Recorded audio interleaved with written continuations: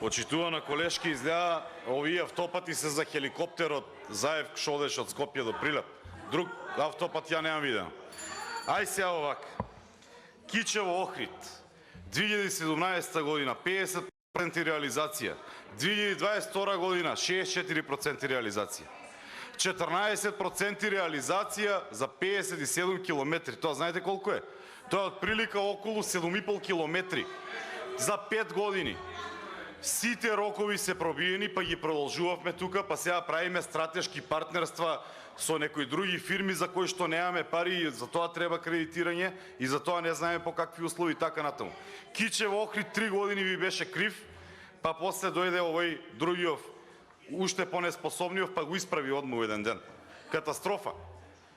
Врска нема тоа што го зборувате. Патен Катланово Петровец, секој ден го возам. Секој ден вие или немате поминато, или и вас ве возел Зоки со хеликоптерот до Прилеп. Јас стварно не знам од кај минете таму. Цела година една машина нема, еден работник нема. Баш пред некој ден минев по тоа што се прави. Цело време е дупки и цело време очекував да најдам на работник за да го прашам што се планира, до кога да се заврши. 120 денари патарина во еден правец, 120 денари патарина во друг правец. 240 денари за да возиш по двонасочна лента. Ништо се нема направено. Прилеп градско. Еве видовме пред 3 дена. Јас нема на вистина што да ви кажувам во однос на ова. Пред 3 дена видовме. 5 години ништо не е направено. Едни ступчиња имате ставено, имаат ставено од почетокот на подножието на Плетвар, таму 1 километар, луѓето ќе се испотепаат заради еден ивичњак и толку, ништо друго нема направено. И сега на првиот мал порој, отиде цел пат се поплави, 6-7 сати чекаа колони со возила. Сега, во однос на мој ДДВ. Мој ДДВ е ваш проект, токму така, и радиодифузна такса укинување е ваш проект, токму така. Јарно, ама од друга страна, кога ќе видите колку нови давачки имате ставено на грбот на граѓаните, треба да се срамите. Значи, луѓето, јас сметам дека вие два проекти беа иницијални за многу од граѓаните да се излажат и да поверуваат во лагите на овој муртинецот, за да дојдете на власт, за да можете да крадете. А сега па понатаму да не зборуваме. Сега, мој ДДВ, 2020 година, октомври или ноември, имаше еден закон кој што го донесовме тука во собранието, за кој што ние кажувавме дека нема да биде ефективен, ама Димитар Ковачевски како заменик министер за финансии не убедуваше дека ќе имало огромен ефект. И тие предвидуваа 180 милиони евра за еден викенд да има потрошувачка од граѓаните на Република Македонија и по тој основ нели да се приберат средства во буџетот. Ама тие не, затоа што не живеат во реалноста, не ја знаат куповната моќ на граѓаните. Мене не ме интересира дали еден викенд ќе имам ДДВ или ќе немам ДДВ, ако можам да си дозволам само јогурт, леп и маргарин.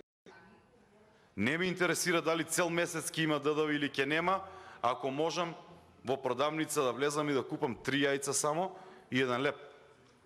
И тоа треба да ви биде јасно.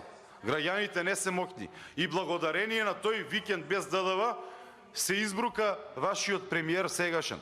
97,5% имаше промашување на проекцијата, а тоа е страшно за еден економист. 97,5% затоа што проектираа 170 милиони, а остварија 8,5 милиони. Пресметајте, слободно пресметајте. Сега, она што вие го направивте за сметка на ДДВ и за сметка на радиодифузна такса, од друга страна си ги покачувате сметките за струја, така токму, што првен покачивте 14%, 7%, 9,5%, вкупно нето покачување 30% на таа област. Меѓутоа, она што се случува и е катастрофално за Република Македонија е тоа што од овие средства на граѓаните кои што се прибираат по разни основи, 300 милиони евра се одлеа кај неспособниот Васко Ковачевски за да немаме ценовен шок. И сега, Граѓаните не ги чини покачувањето на струјата 9,5%. Граѓаните ги чини дополнителни 300 милиони евра, кои ако ги поделите по број на жители во Република Македонија се 150 евра по човек. 4-члено семејство 600 евра плаќа само за неспособни од Васко Ковачевски.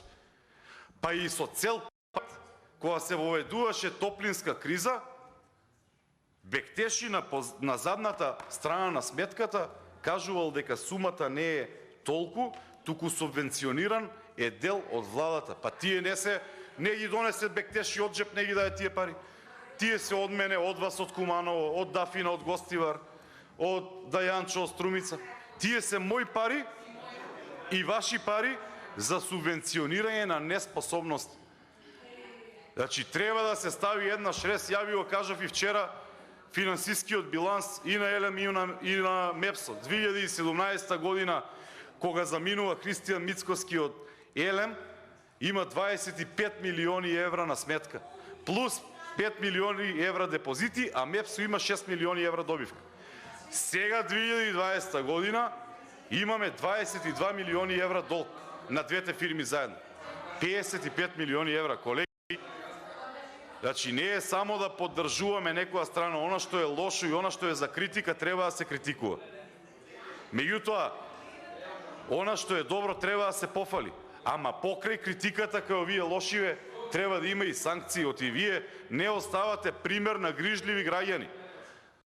Ако вие прекјутувате, ако вие премолчувате за сите овие криминали, за целото ова тонење на економијата, тогаш и вие сте соучесници, треба еднаш да го сватите тоа. Благодарам.